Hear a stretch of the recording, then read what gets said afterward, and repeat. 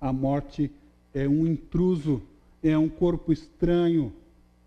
E se você se recorda nos evangelhos, todas as vezes que Jesus vai participar de um funeral, ele acaba com o funeral e ressuscita o defunto.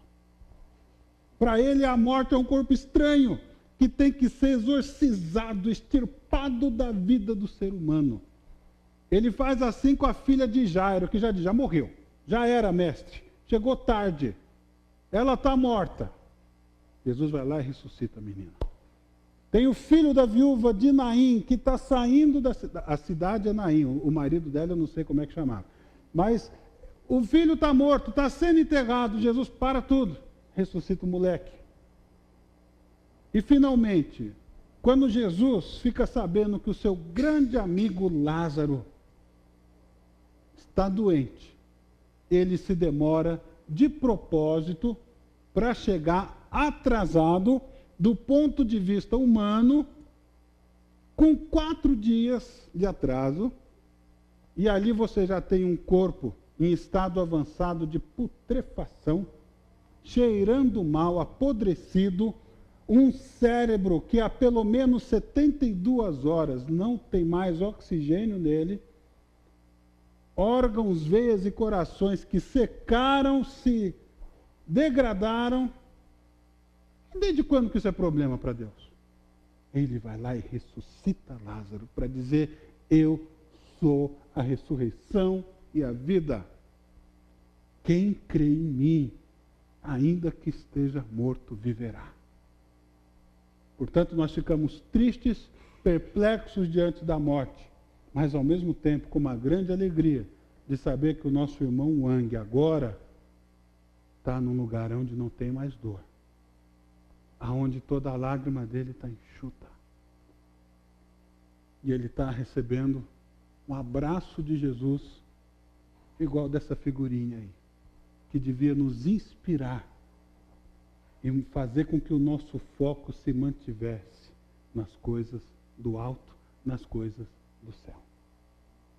Para terminarmos essa comparação, o homem afastado da árvore, ele é expulso de campo. Deus coloca uma espada flamejante na porta do jardim do Éden para que o homem não volte lá. E agora, o homem é restaurado ao paraíso. Ele tem acesso à árvore da vida, ele tem acesso à água da vida, e tudo naquela cidade transmite vida. Não tem morte, não tem separação.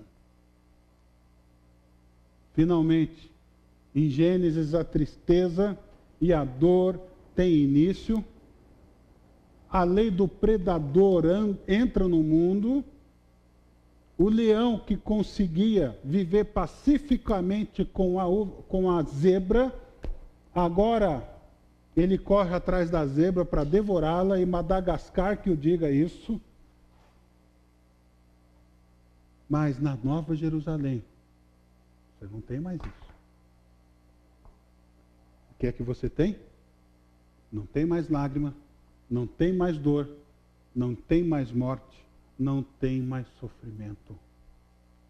E Deus, o próprio Deus, enxugará dos olhos toda a lágrima. Saiba que Deus sabe, conhece e se importa com as lágrimas que você derrama. Salmo 56 diz que Ele guarda as nossas lágrimas em vasinhos especiais. Mas lá, na Nova Jerusalém, não vai ter mais lágrima. Aqui o meu momento assim de interpretação particular, eu acho que só vai ter lágrima num lugar, na lagrimoteca divina, aonde Deus guardou esses vasinhos. Você vai acessar lá o teu corredor. Para alguns tem um corredor enorme, os outros é curtinho, gente que chorou mais, né? E acho que Deus vai passar ali com a gente. Lembra quando você chorou essa lágrima aqui? Eu estava ali com você chorando também. Porque eu sofro, eu me importo, eu amo você, meu filho. E um dia, queridos, as nossas lágrimas serão totalmente totalmente enxugadas por Deus. Nós vamos receber um abraço tão carinhoso. Nós vamos ser afagados pelo próprio Jesus Cristo, que vai dizer para a gente: que bom que você voltou. Eu estava com uma saudade enorme de você. Que bom que você está aqui. E agora a gente pode ter comunhão plena, total e restrita. Uma das coisas que Deus fala, verso 4, eles verão a sua face. No Antigo Testamento, na Antiguidade, quando alguém era punido, ele era banido da presença do rei, para que nunca mais visse a face do rei. E agora nós vamos ver algo que o homem espera desde sempre: ver a face de Deus, ter o nome dele nas nossas testas. A comunhão mais profunda e mais plena que um ser humano pode ter. Comunhão total com Deus. Portanto, enquanto as nossas lágrimas não são enxutas, enquanto a gente tem que enfrentar os dissabores e as tragédias da vida, a gente deve manter um olho na Nova Jerusalém. Porque a visão da Nova Jerusalém nos alimenta, nos renova, nos dá esperança, porque um dia, esse grande dia vai chegar. E enquanto esse grande dia não chega, Deus quer que o justo continue praticando justiça. Que o santo continue a buscar a santidade. Uma das maiores armadilhas da Babilônia, ao meu ver hoje, que atinge o povo evangélico de cheio, na face, é a ideia, a ilusão, a falácia de que você, uma vez tendo sido salvo, você pode viver da maneira que você quiser. E você não encontra isso em nenhum lugar da Bíblia. Jesus nunca disse isso. Paulo, João, Pedro nunca escreveram isso. O que nós temos que ter é um estilo de vida de adoração que o Apocalipse nos ensina a cultivar. E uma vida coerente com o cristianismo que nós professamos. Por isso, o santo deve buscar ficar se santificando continuamente. A salvação é de graça, mas Jesus não quer que a gente apenas seja salvo. Nós devemos tomar a nossa cruz e segui-lo dia após dia. E muitas vezes essa cruz vai significar lágrimas. Prepare-se para sofrer. Não compre esse evangelho enlatado, vendido da prosperidade, que se você tomar posse, decretar e determinar, você não sofre mais. A Bíblia não diz assim. Vai perguntar para João, que está lá no meio de Patmos, se isso é verdade. Em 1871, houve um grande incêndio em Chicago, que devastou boa parte da cidade. Esse incêndio é retratado, inclusive, lá no filme O Vento Levou. E um servo de Deus, Dwight Moody, estava lá. E depois desse grande incêndio, ele voltou ao seu bairro para saber o que é que tinha restado da sua casa. Um amigo dele, passando por lá, disse assim: olha, alguém comentou comigo que você perdeu tudo, Moody. Ah, não, você entendeu mal. O que restou ainda é muito mais do que aquilo que eu perdi.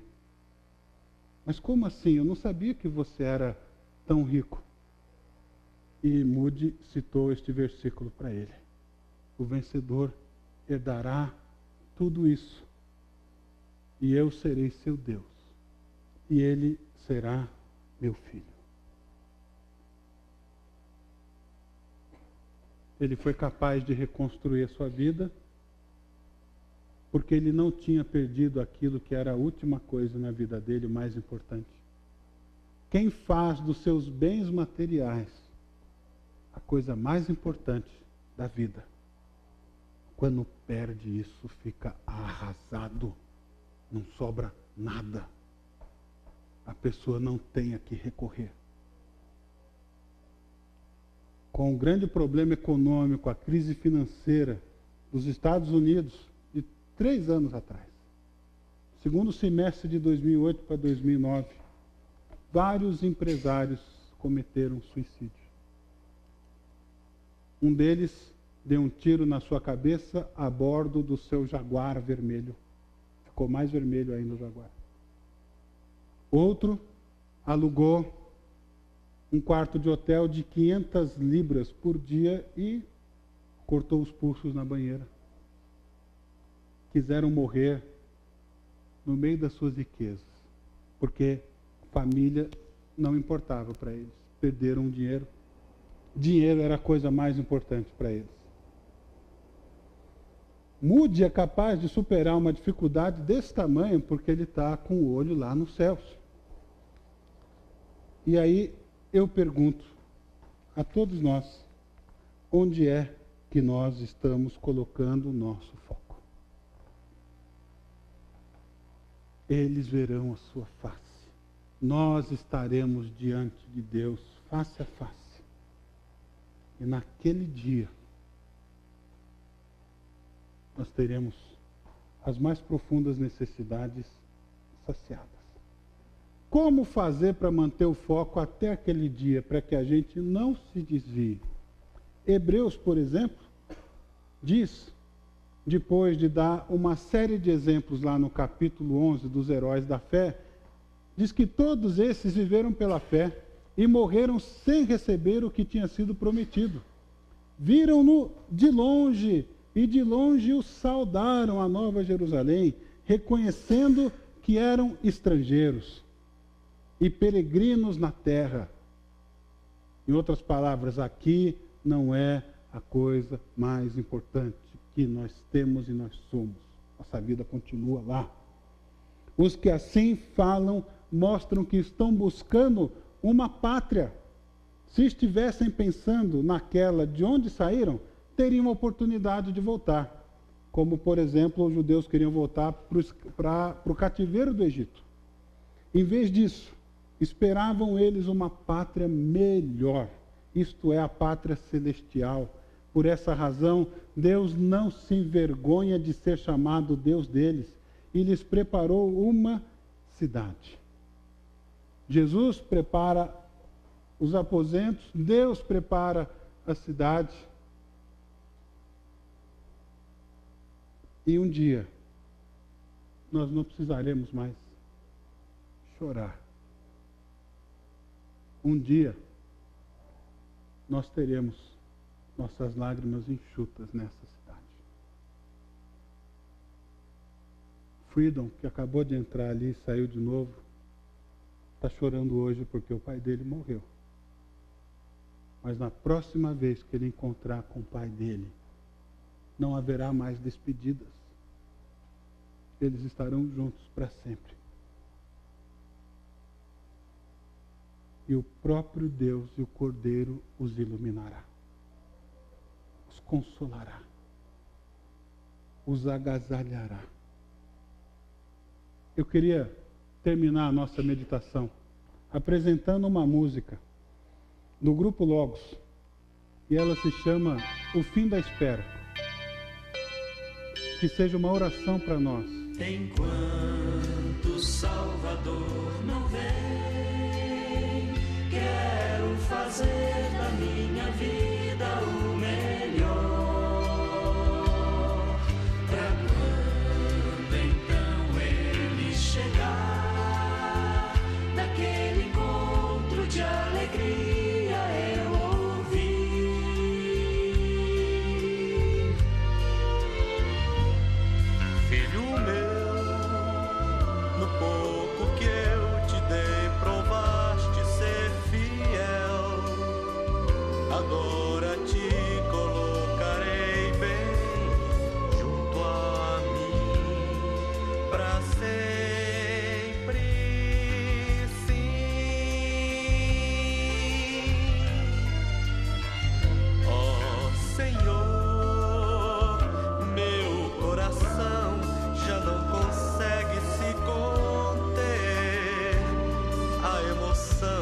invade o ser de modo tal que nem posso pensar.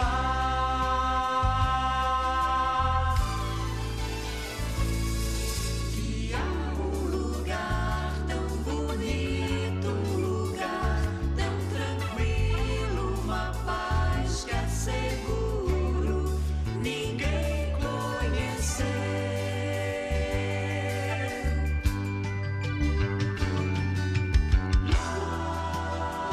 Onde muitos desejam entrar, onde Cristo me espera chegar. Mal posso ver os seus braços abertos, o riso nos rostos, o fim da espera chegou.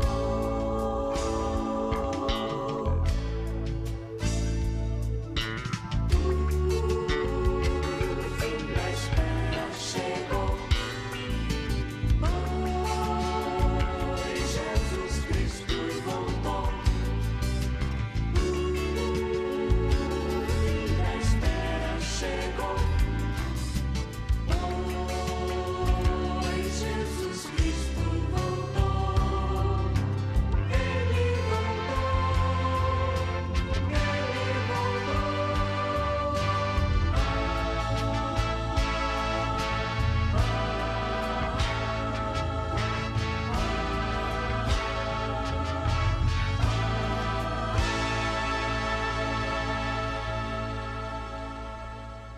Sabe por que nós podemos ter acesso à árvore da vida? Porque Jesus subiu na cruz, na árvore da morte. E ali recebeu a punição que era para mim e para você. Sabe por que lá tem um rio da água da vida? Porque na cruz ele disse: eu tenho sede. Sede cósmica da presença de Deus, que se apartou momentaneamente dele. Quando ele disse: Deus meu, por que me abandonaste? Sabe por que na Nova Jerusalém não haverá mais maldição? Porque em Gálatas 3 está dito que ele se tornou maldição por nossa causa. Sabe por que não haverá mais noite? Porque ele experimentou a maior escuridão da alma que um ser humano é capaz de suportar, por amor a mim e a você. Portanto, não tiremos o olho da Nova Jerusalém e vivamos de maneira digna desse prêmio. Para que quando eu chegar naquele dia, e você também, nós possamos receber um grande abraço dele, dizendo: filho meu, no pouco que eu te dei, provaste ser fiel, agora te colocarei bem junto a mim. Que assim seja, que a nossa vida emane essa esperança, essa vontade de contar para aqueles que estão vivendo na escuridão, que há um lugar tão bonito, tão tranquilo, que se a pessoa se entregar a Jesus Cristo, ela vai ter acesso a esse lugar. Vamos orar. Baixe a sua cabeça comigo. Queria pedir que você se colocasse de pé na presença de Deus, derramasse o teu coração no altar dele e pedisse agora que ele desse para você essa fome, essa sede da Nova Jerusalém, uma vontade de fazer a vontade dele, de andar conforme ele, de resplandecer Jesus nesse mundo de trevas, de ser luz e sal. Entrega a tua vida ao Senhor, confia nele, anda com ele, E Ele vai fazer a tua justiça sobressair como o sol ao meio-dia. Pai, nós entregamos as nossas vidas a Ti.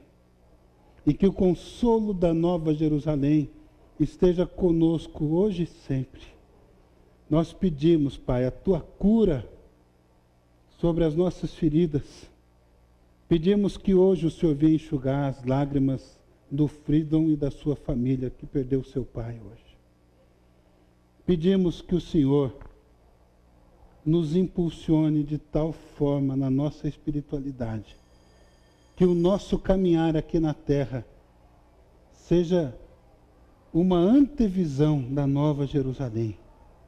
Apesar dos problemas, enche-nos dessa esperança maravilhosa de um dia estarmos contigo para todo sempre. Dê-nos a intrepidez e a sabedoria, Senhor, de falar desse mundo maravilhoso que nos aguarda para aqueles que te aceitarem como Senhor e Salvador e te servirem. E despede-nos agora com a graça do Senhor Jesus, com o amor de Deus o Pai, com a comunhão e a consolação do Espírito Santo. Amém.